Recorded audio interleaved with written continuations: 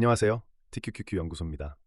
오늘 다루는 세 사람, 시장 한복판에서 가장 오래 살아남은 사람들입니다. 단기 가격이 아니라 사이클과 구조를 보는 시야를 가진 사람들이에요. 워런 버핏, 마이클 퍼리, 폴 튜더 존스.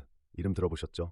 이 세 사람이 결정을 내리는 순간, 직접이든 간접이든 여러분이 매일 화면에서 보는 그 주가에 무게가 실린다는 거예요. 나스닥을 진짜로 움직이는 사람들 안에 이 세 명의 이름이 박혀 있다는 뜻입니다. 근데요, 이 셋이 같은 방향으로 깃발을 흔드는 일 흔치 않아요. 한 사람의 매도는 그냥 의견이에요. 두 사람의 매도는 신호고요. 그런데 세 사람이 동시에 같은 방향으로 팔고 있다?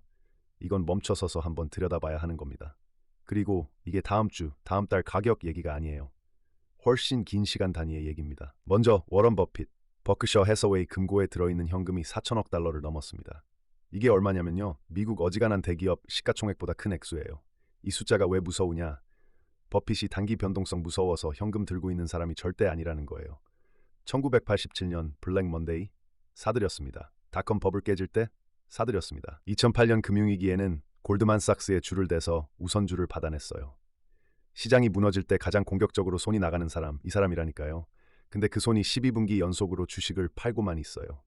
3년이에요. 3년. 3년 동안 단 한 분기도 빠짐없이 순매도자였다는 뜻이에요. 사고 싶은 주식이 없는 겁니다. 정확히는 자기 기준에 맞는 가격이 시장 어디에서도 안 보인다는 신호예요. 1999년에 그가 똑같은 신호를 보냈을 때 사람들이 뭐라고 했는지 아십니까? 공룡이라고 비웃었어요. 인터넷 시대도 못 따라잡는 늙은이라고 조롱했어요. 그리고 그 다음 2년 동안 그가 손대지 않았던 종목들 가치가 78%에서 80% 가까이 증발해버렸습니다. 비웃던 사람들이 본전 회복까지 얼마 걸렸는지 아세요? 15년이에요. 15년. 한 사람 인생에서 절대 짧지 않은 시간입니다. 그 15년이 무서운 거예요. 두 번째 인물, 마이클 퍼리. 이 이름 들으면 떠오르는 게 있죠. 2008년 금융위기 직전 거의 모든 분석가가 미국 부동산은 절대 안 떨어진다고 단언하던 그 시절에 혼자서 7억 달러어치 숏 포지션을 잡았던 사람. 영화로도 나왔던 빅쇼트, 그 주인공이에요. 근데 그 사람이 지금 어디에 숏을 걸어놨는지 아십니까? 팔란티어와 엔비디아예요. AI 랠리의 두 심장이라고 불러도 될 종목들입니다. 한 종목은 정부 데이터 분석으로 시작해서 AI 시대의 가장 비싼 멀티플을 받고 있고, 다른 한 종목은 AI 학습에 쓰이는 칩의 사실상 독점 공급자예요. 시장의 주인공이라 부를 만한 두 회사. 그 두 회사의 거대한 베팅을 반대편으로 걸어놓은 거예요. 버리가 인터뷰에서 남긴 평가는 단순해요. 지금의 시장이 1999년에서 2000년으로 넘어가던 거품의 마지막 몇 달처럼 느껴진다는 겁니다. 그리고 포물선처럼 직각으로 치솟는 종목이 있다면 그 포지션을 거의 전부 줄이라는 조언을 덧붙였어요. 자, 함정 하나 깔아두고 가야 해요. 버리가 숏 잡았다고 팔란티어가 망한다, 엔비디아가 망한다 이런 얘기 아닙니다. 두 회사 모두 자기 업계에서 절대 강자예요. 그런데도 버리가 베팅한 자리는 회사의 미래가 아니에요. 시장이 그 회사에 매겨놓은 가격의 미래예요. 회사는 멀쩡한데 주가만 빠질 수 있어요. 어떻게? 시장이 그 회사의 향후 10년치 호황을 이미 가격에 다 끌어다 매겨놓은 자리. 회사가 약속을 지켜도 주주가 손해보는 자리. 그게 그가 의심하는 자리예요. 세 번째 인물, 폴 튜더 존스. 이 사람은 감정으로 말하지 않아요. 숫자로 말합니다. 그가 내놓은 숫자가 셋 중에서 가장 차가워요. 미국 주식시장 전체 시가총액을 미국 국내 총생산으로 나눈 비율. 흔히 버핏 지표라고 부르는 그 숫자가 지금 252%입니다.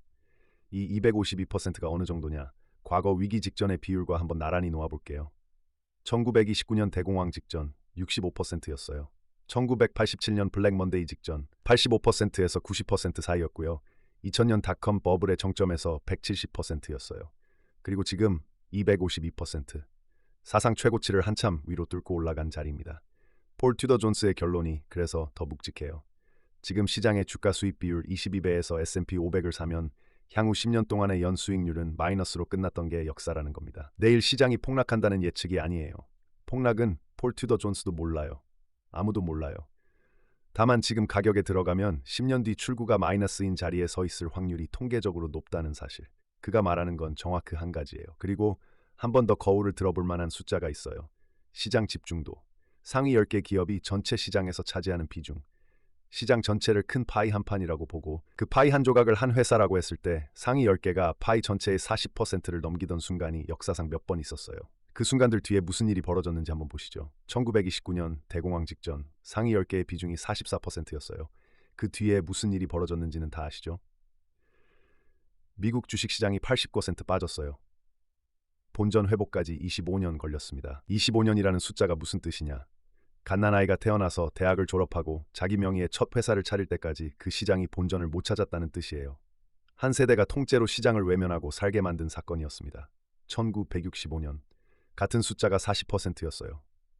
그 후 시장은 거의 17년 동안 옆으로 기었습니다. 명목으로는 가만히 있는 것처럼 보였지만 인플레이션을 빼고 보면 처참한 횡보였어요.